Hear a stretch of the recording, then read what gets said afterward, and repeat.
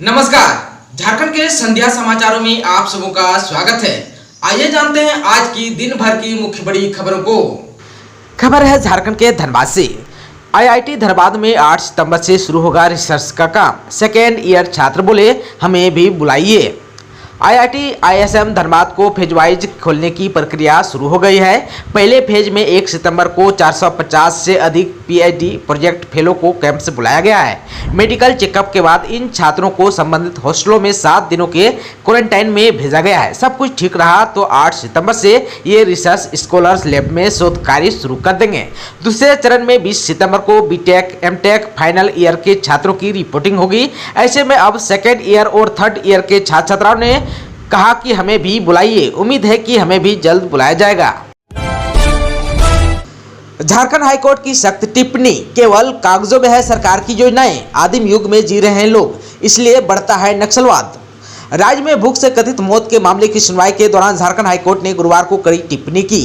Court ने कहा कि राज्य के सुदूरवर्ती इलाके में आज भी लोग आदिम युग में जी रहे हैं। राशन लेने के लिए उन्हें 8 किलोमीटर की दूर जाना पड़ रहा है। इन लोगों को स्वास्थ्य की सुविधा भी उपलब्ध नहीं है, पीने का शुद्ध पानी भी उपलब्ध नहीं है। सरकार की योजनाएं सिर्फ कागजों में है। जंगलों में रहने वालों इन लोगों की जमीन से ही सरकार खरीद निकाल रही है, पर ये लोग आज भी पत्ते और वन के कंदमूल खाकर जीवन यापन कर रहे हैं। कोर्ट ने कहा कि सरकारी योजना का लाभ लोगों को नहीं मिल रहा है, इसलिए नक्सलवाद बढ़ता है। झारखंड के कांग्रेस विधायक इरफान अंसारी ने किया तालिबान का समर्थन, बीजेपी का पलटवार। अपने बयानों को लेकर अक्सर चर्चा में रहने वाले कांग्रेस विधायक और झारखंड के पूर्व कार्यकारी अध्यक्ष इरफान अंसारी ने अब तालिबान की तारीफ करके नए विवाद को जन्म दे दिया है। इरफान के बयान पर पलटवार करते हुए बीजेपी ने कहा कि यह कांग्रेस की तालिबानी सोच को दर्शाता है। तालिबान की तारीफ करते हुए इरफान ने कहा कि उसने अमेरिका को अफगानिस्तान से खदेड़ कर शानदार काम किया है। झारखंड में मानसून सत्र के पहले दिन विधानसभा पहुंचे इरफान ने मीडिया से बातचीत करते हुए कहा कि तालिबानियों की सराहना की जानी चाहिए, क्योंकि उन्होंने अमेरिका को अफगानिस्तान से खदेड़ दिया है। जामताड़ा से दूसरी बार विधायक बने अंसारी ने कहा कि हम सभी जानते हैं कि अमेरिका सेना अफगानिस्तान में किस तरह की ज्यादती करती थी। जब उनसे कहा गया कि तालिबानियों का समर्थन करके आप ऐसे संगठन का सपोर्ट कर रहे हैं जिसे पूरी दुनिया में आतंकवादी माना जाता है, इरफान ने कहा हाँ वो आतंकवादी संगठन है, लेकिन अमेरिकियों को अपने देश से खदेड़कर उसने क्रांतिकारी काम किया है। खबर है झारखंड के रांची से। 5 सितंबर को रांची के 67 केंद्रों पर होगी ईपीएफओ की परीक्षा। जिला प्रशासन ने जारी किए आदेश। परीक्षा केंद्र से 200 मीटर की दूरी 5 लोगों को नहीं जमा होने देने का दिया निर्देश। संघ लोक सेवा आयोग यानी कि यूपीएससी की परीक्षा 5 सितंबर को आयोजित की गई है। यह परीक्षा 67 केंद्रों पर होगी। परीक्षा 10 बजे से 12 बजे तक होगी। परीक्षा केंद्र पर कदाचार मुक्त वातावरण में परीक्षा के आयोजन के लिए रांची डीसी और एसएसपी ने पुलिस और पुलिस पदाधिकारियों के साथ दंडाधिकारियों की प्रतिनियुक्ति की है।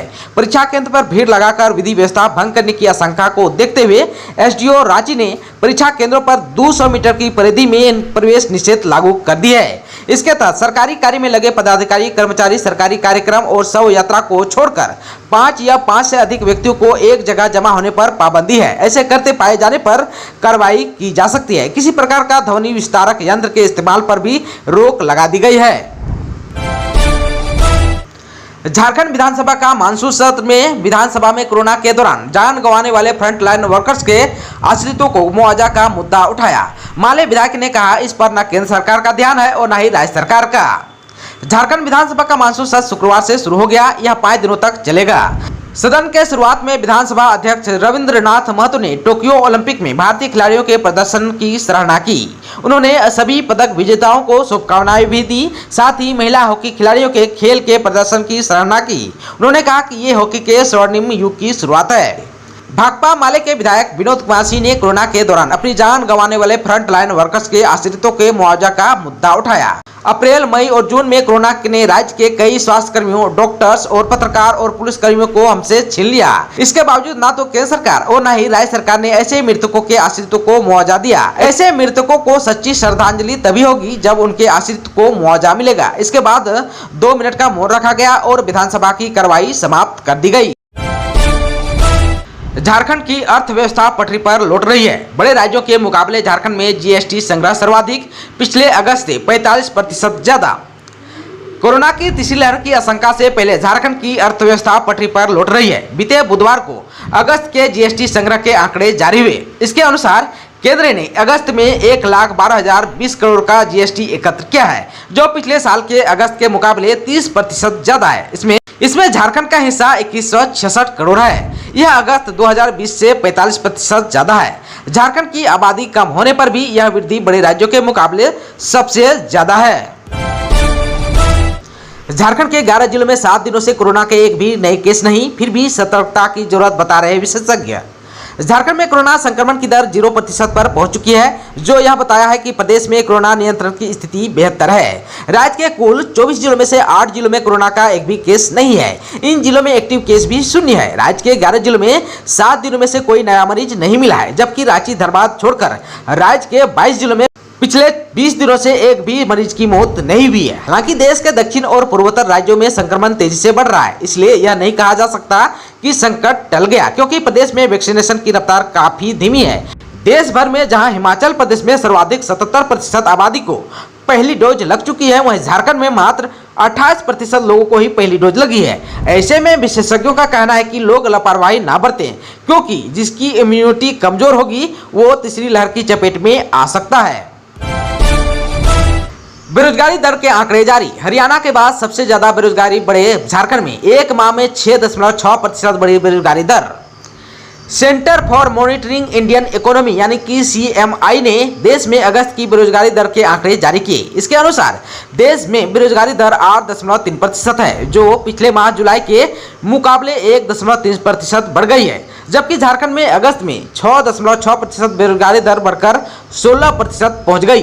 हरियाणा के बाद झारखंड में एक माह में सबसे ज्यादा बेरोजगारी बढ़ी है। सर्वाधिक बेरोजगारी दर बढ़ने वाले टॉप 5 राज्यों में हरियाणा, राजस्थान, झारखंड, त्रिपुरा, जम्मू और बिहार है। जम्मू और बिहार में एक समान बेरोजगारी दर 13.6% है। बोकारो में जीआरपी की कार्रवाई। काम के बहाने कोयम्बटूर ले जा रहे थे 19 लड़कियों को चंद्रपुरा में छुड़ाई गई। 2 युवक भी पकड़े गए। काम के बहाने कोयम्बटूर ले जा रही 19 लड़कियों को चंद्रपुरा रेलवे स्टेशन पर धनबाद अल्लापूजा एक्सप्रेस से आरपीएफ और जीआरपी के जवानों ने पकड़ा, जबकि इसका पता चलते ही रांची में रहने वाला लोकल एजेंट भाग खड़ा हुआ। पुलिस ने इसे मानव तस्करी का मामला मानते हुए आगे जांच करने की बात कही। लड़कियों को काम के लिए ले जाने वाले रांची निवासी अब्दुल रहीम अहमद ने उन सभी के साथ रांची में ट्रेन में सवार होने की बात कही थी, लेकिन जब लड़कियां रेलवे स्टेशन पर पकड़ी गई तो उसके बाद रहीम का मोबाइल नंबर पुलिस को स्विच ऑफ मिल रहा है।